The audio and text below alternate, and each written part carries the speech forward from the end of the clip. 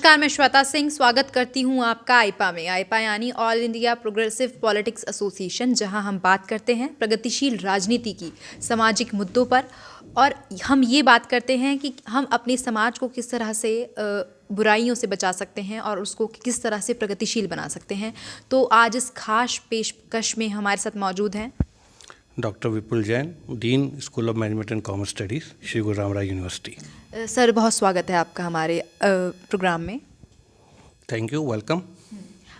तो पहले सवाल मेरा आपसे होगा कि जिस तरह से आप देख रहे हैं देश भर में इस वक्त राजनीतिक जो माहौल है वो बढ़ रहा है, और क्या आप संतुष्ट हैं इस माहौल से या नहीं, संतुष्ट नहीं हैं? और अगर आप चाहते हैं तो बदलाव क्या चाहते हैं कि हमारी सोसाइटी में इस तरह से बदलाव होना चाहिए? पहली बात, जहाँ तक संतुष्टता की बात है तो राजनीति का स्तर गिरा है जी। वो उस लेवल पे नहीं है जिस लेवल पे होनी चाहिए थी। तो वो तो एक प्राइम चीज़ है ही है हमारे आज के इंस्टीट्यूट्स में। जहाँ भी देखें वो स्तर गिरा है, पर राजनीति का बहुत ज़्यादा गिरा है। And in any case you need people in politics. Politics में कोई तो होगा ही। सेकेंड क्वेश्चन क्या था आपका? बदलाव अगर आप चाहते हैं। बदलाव तो तभी आएगा जब यूथ इसके अंदर आएगा। अगर आपको बदलाव चाहिए तो आपको यूथ लाना पड़ेगा, because we are the youngest nation in the world. और अगर यंगेस्ट नेशन में यंग लोग आगे नहीं आएंगे तो बदलाव कभी नहीं आएगा। अब हम अपने बच्चों और बेटियों को राजनीति में भेजना नहीं चाहते तो कहाँ से आएगा बदलाव? अच्छा, भेजना क्यों नहीं चाहते, क्या वजह क्या है? उसका एक प्रॉब्लम ये रहता है कि हम उसको अभी भी एक बहुत ही सेफ और अच्छा प्रोफेशन नहीं मानते। उसके लिए हमको चेंज करना पड़ेगा अपना व्यू पॉइंट। अच्छा, चेंजेस की अगर आपने बात की तो आपका सर व्यू पॉइंट चेंज होना चाहिए, और भी बहुत सारी चीज़ें हैं जिनमें बदलाव होना चाहिए, तो क्या होगी? चेंज तो शुरुआत से ही आता है ना। मैं आपको एग्जांपल देता हूँ कि अगर आप कहते हैं कि आप ओलंपिक्स में मेडल नहीं जीतते तो उसका कारण ये है कि आप केजी प्ले क्लास फर्स्ट से ट्रेस करते ही नहीं उनको। आप 12th के बाद आपको पता लगता है कि इसमें टैलेंट है, तो 12th के बाद उस पर स्पैन बहुत कम होता है तैयारी करने का। वो कहाँ तैयारी कर पाएगा? अगर आपको उसको पकड़ना है then you have to catch them young, and catch them young means in play LKG KG। तो तब वो हो जाएगा। समाज की अगर बात करें तो समाज में लड़कियों के लिए आपने बोला कि हम बहुत ज़्यादा सेफ नहीं मानते उस चीज़ को, तो सेफ्टी के नाम पे अगर आपने बात की तो क्या क्या चीज़ें बदलाव होनी चाहिए? देखिए, पहला बदलाव तो यही होना चाहिए कि आपको लड़कियों को घर से बाहर भेजना पड़ेगा। प्रोग्रेसिव, हमारे यहाँ प्रोग्रेसिव वर्ड यूज़ होता है, बिल्कुल प्रोग्रेसिव नहीं है। जितनी डिबेट लड़के लड़कियों को लेके होती है, जेंडर इक्वलिटी को लेके होती है, सब बकवास है। कोई इसको फॉलो नहीं करता, केवल बोलता है। क्योंकि अगर होता तो आपको दिखता, राइट। सेकंड, मुझे इजराइल मॉडल बहुत पसंद है कि अगर आपको अपनी लड़कियों को आगे करना है तो मिलिट्री ट्रेनिंग कंपलसरी हो।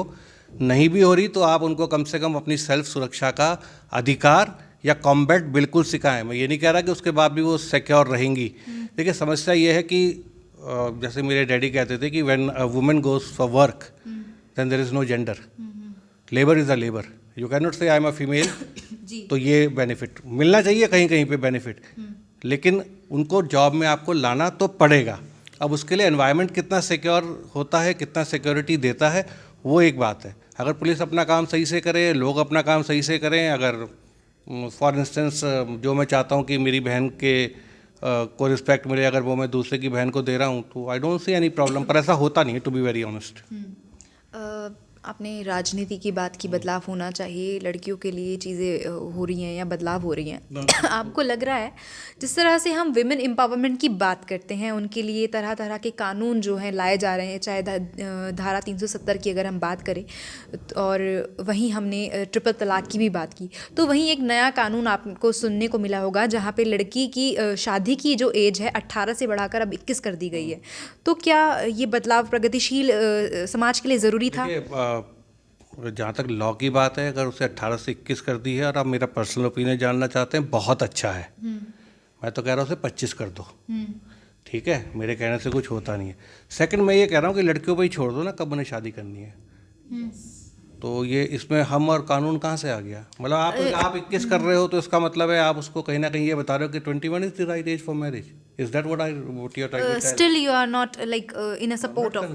No, I'm not totally convinced.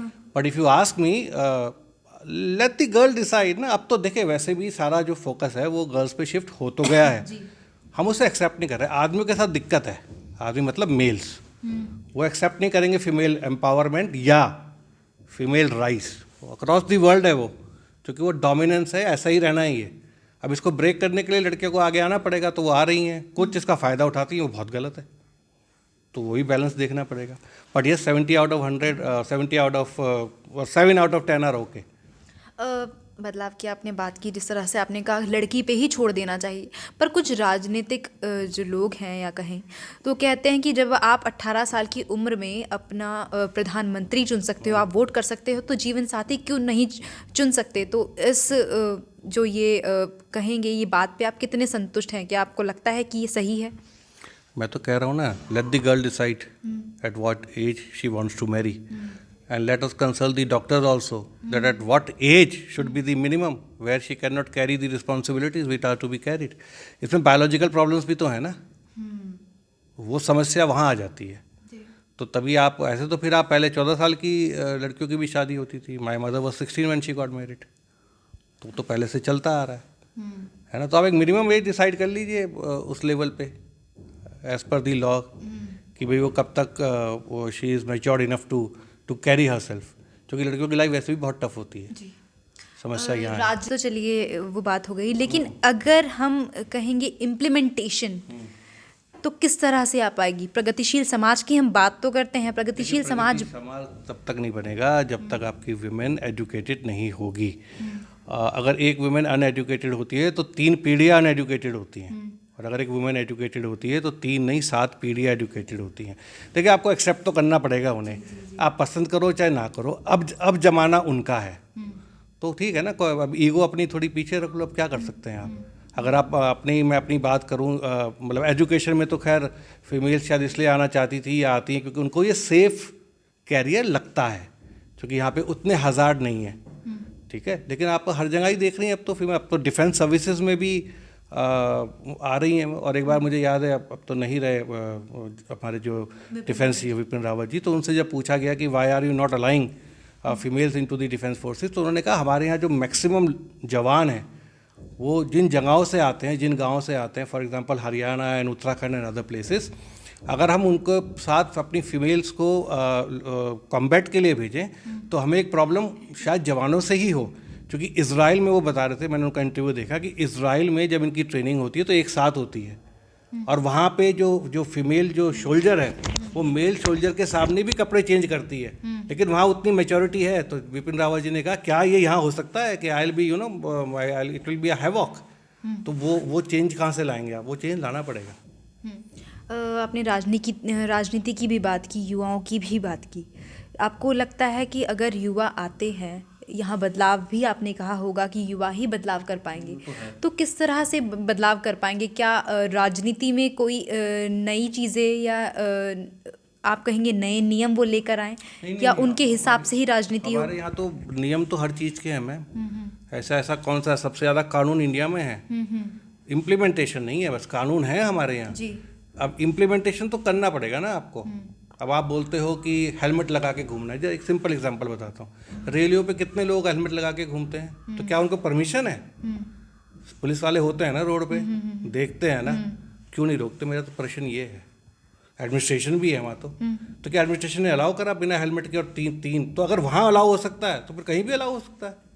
अच्छा, आपने अलाउमेंट की अगर अभी बात की है, तो आप देख रहे हैं जिस तरह से ओमिक्रॉन वेरिएंट जो है यहाँ पे अभी आने की दस्तक दी गई है। रात में कर्फ्यू और दिन में रैलियाँ, कितना हद तक इस चीज़ को गलत है? इसमें हद क्या है? तो गलत है, तो सबको पता है गलत है। कहने वाले कहते नहीं है। जो बीजेपी का सपोर्टर होगा वो इसलिए नहीं कहेगा या तो मैं सदस्य हूँ या सपोर्टर हूँ। जो कांग्रेस का होगा वो शायद इसको बोल देगा, लेकिन जब वो बीजेपी में आ जाएगा तो वो भी सपोर्ट करेगा। तो वो तो उसमें तो कोई लॉजिक नहीं है, वो तो सब जानते हैं। एक्चुअली जनता को पता है हो क्या रहा है, आपने जनता के पास विकल्प नहीं है अभी। तो जब विकल्प नहीं होता ना तो ऐसे ही होता है। तो आप विकल्प दो उनको, तो क्यों नहीं आएगा? बेटर ऑप्शन आएगा। आप पे विकल्प तो हमेशा होना चाहिए। जिस देश में अपोजिशन वीक होगा वो देश कभी तरक्की नहीं करेगा। अपोजिशन जितना स्ट्रांग होगा आप उतना आगे बढ़ोगे। धर्म की राजनीति की बात कर लेते हैं। अब ये आम हो चुकी है धर्म की राजनीति होना, हिंदू मुस्लिम के नाम पे बांट देना और आरक्षण के नाम पे जो है राजनीति करना। कितना हद तक इसे सही मानते हैं आप? देखिए, आरक्षण का अगर आप देखें तो इसकी रूट कॉज तो बहुत सालों पुरानी है। दलित, पिछड़ा और ये शब्द जब हम यूज़ करते हैं तो उनको इस हद तक एक्सप्लॉइट किया गया, उससे उनको कुछ कॉम्पनसेट मिले, इसलिए आरक्षण शुरू हुआ था। तो वहाँ तक तो सही है, because you have exploited them to such a level where you know उनकी राइट्स आपने पूरी छीन ली, और आज भी यही है। ऐसा कहीं नहीं है कि मैंने कल परसों अखबार में पढ़ा था कि किसी दलित ने खाना बनाया तो ऊंची जात वाले ने हाँ छोड़ दिया। तो जिस देश में अभी ऐसी मानसिकता है ना मैम, वहाँ बहुत मुश्किल है। तो आरक्षण आया था सपोर्ट करने उन वीकर सेक्शन को जो वर हाईली एक्सप्लॉइटेड, तो वो उस लिहाज से ठीक है। अब आज का जो यूथ है उसको वो हिस्ट्री नहीं पता। जैसे बाबरी मस्जिद हमारे सामने पे हुआ था, मेरे बेटे को नहीं पता बाबरी मस्जिद, तो वो तो हमको ब्लेम करता है। वो ये कहता है ये हिंदू मुस्लिम पापा आपने किया, हमारे यहाँ तो नहीं है। लेकिन जब ये लोग मेन स्ट्रीम में पहुँचते हैं लेट 30s 40s, फिर यही लोग हिंदू मुस्लिम करने लग जाते हैं। तो चेंज का बात है लेटर स्टेजेस में। तो उसके लिए हमें अभी से इनको प्रिपेयर करना पड़ेगा, है ना, और एजुकेशन का स्तर भी उस हिसाब से बढ़ाना पड़ेगा, और उन चीज़ों पे हमको बात करनी पड़ेगी धर्म के हिसाब से। धर्म पे लोग बढ़ते हैं। मुझे नहीं लगता कि, मतलब ये मेरा पर्सनल ओपिनियन है कि बहुत ज़्यादा हिंदू मुस्लिम इस देश में आम आदमी करता है। आम आदमी नहीं करता हिंदू मुस्लिम इस देश में, क्योंकि मैं अक्सर घूमता रहता हूँ तो दिखता है, नहीं वो नेता करता है हिंदू मुस्लिम। और उससे एक वर्ग क्या होता है, मोटिवेट होता है, उसका अपना सेल्फ इंटरेस्ट होता है। Because we have a population of 130-140 crore, even 1% is into lakhs, और भीड़ में तो 200 लोग बहुत होते हैं किसी को मानने के लिए। आम आदमी नहीं कर रहा मैडम हिंदू मुस्लिम, ये गलत है। ये जो है हिंदू मुस्लिम तो इस तरह से लगता है आपको कि प्रगतिशील राजनीति या प्रगतिशील हमारा समाज बन पाएगा अगर यही चीज़ें अगर हमारे समाज में रही तो? नहीं, बिल्कुल नहीं बन पाएगा। कौन कह रहा बन पाएगा? बिल्कुल नहीं बनेगा। आप नीचे की तरफ जाओगे और जा रहे हैं, डिक्लाइन तो हो ही रहा है। तो डेवलप्ड कैसे होंगे हम? डेवलप्ड में मैडम सबसे आसान तरीका है डेवलप्ड का एजुकेशन रिफॉर्म, जो आपके यहाँ नहीं है। आप करिए, उसको करके तो देखिए एक बार एजुकेशन रिफॉर्म। हर चीज़ पढ़ाई से ही निकलती है, और पढ़ाई का मतलब मैं केवल क्लासरूम एजुकेशन की बात नहीं कर रहा है। एजुकेशन हर फील्ड में होती है। स्पोर्ट्स है तो वहाँ भी एजुकेशन है, व्यवहार है तो वहाँ भी एजुकेशन है। मैं आपको अपना एग्जांपल बताता हूँ, पता नहीं इससे कितने लोग हैं। हमारे यहाँ एक सब्जेक्ट होता था मॉरल साइंस, उसकी क्लास चलती थी 9 से 9:20, बाकी क्लास चलती थी 40 मिनट। तो उसकी क्लास 20 मिनट क्यों चलती थी पता नहीं, और 9 से 20 में वो फ्री पीरियड होता था, क्लास होती ही नहीं थी। तो जहाँ मॉरल साइंस को सब्जेक्ट माना ही नहीं जाता, वहाँ कौन सी मॉरलिटी की बात कर रहे हो? आपने मॉरल साइंस की अगर बात की है तो शायद स्कूल तो शायद अब एक बच्चा बाद में ही जाता है ना, तो जो मॉरल वैल्यूज़ है सबसे पहले पेरेंट्स को सिखानी ज़रूरी है शायद। घर से आता तो डू यू थिंक आजकल का जो यूथ है, आजकल के पेरेंट्स हैं, वो मॉरल वैल्यूज़ अपने बच्चों को? आजकल के जो पेरेंट्स हैं वो 90s की मिलेनियल एज के पेरेंट्स हैं। वो खुद ही बिगड़े हुए थे तो बच्चे बिगड़े हुए होंगे जी। हाँ, वो खुद ही बिगड़े हुए थे तो बच्चे तो बिगड़े हुए होंगे, और आने वाले बच्चे पता नहीं कैसे होंगे। आने वाले टाइम में तो बच्चा केवल ये कहेगा कि ये आपकी बहू है, दैट्स इट। और इतना भी वो आपको कहते तो बहुत बड़ी बात है। मैं आपसे वही कह रहा हूँ, पर मैं उस टाइप उसमें नहीं जाना चाहता। I am not saying that. मैं ये कह रहा हूँ अच्छे इंसान और बुरे इंसान की परिभाषा बड़ी अलग है, ठीक है। If you are good at heart and if you do good deeds, if you do your duties properly, then I have no problem. जिस तरह से बच्चा स्कूल में आता है या कॉलेजेस में आता है, ठीक है, तो शायद हम हर एक रिस्पॉन्सिबिलिटी टीचर्स पे ही डाल दी जाती है कि शायद टीचर्स ढंग से ध्यान नहीं देते बच्चे पे, तो पेरेंट्स को भी शायद ढंग से ध्यान देने की ज़रूरत है। टीचिंग तो थैंकलेस जॉब है ना। बच्चा पास हुआ, अपनी मेहनत से फेल हुआ, टीचर ने नहीं पढ़ाया, टीचर का तो काम ही है। तो वो तो प्रोफेशन में आपको आना ही नहीं चाहिए अगर आप गाली सुनने की आदत नहीं रख सकते, क्योंकि वो गुरु वाली चीज़ें तो ख़त्म हो गई कि परशुराम के टाइम में थी या द्रोणाचार्य के। अब वैसा गुरु शिष्य संवाद रहा नहीं है। फिर भी कुछ ऐसे टीचर्स हैं जिनका बड़ा इमोशनल कनेक्ट है और बन जाता है। सर ने जिस तरह से हमसे बात की तो उन्होंने कहा जब तक हम लड़कियों को बाहर नहीं जाने देंगे, उनको सपोर्ट नहीं करेंगे, और तब तक हमारा समाज प्रगतिशील नहीं बन पाएगा। जहां हम लड़कों की बात करते हैं, लड़कों को आगे बढ़ाने की बात करते हैं, तो लड़कियों को भी हमें उसी तरीके से फ्री कराना पड़ेगा। उन पे कोई प्रेशर ना आए। जिस तरह से हम कहते हैं कि घर के बाहर मत निकलो, ये ना पहनो, वो ना पहनो, हम उनके कपड़ों पे ही उनको कमेंट कर देते हैं। तो ये जो मानसिकता है वो ख़त्म करनी होगी, तभी हमारा जो समाज है वो प्रगतिशील बन पाएगा। अगर आपको हमारा ये प्रयास, हमारी मुहिम अच्छी लगी तो वीडियो को लाइक कीजिए और चैनल को सब्सक्राइब करना ना भूलें। धन्यवाद।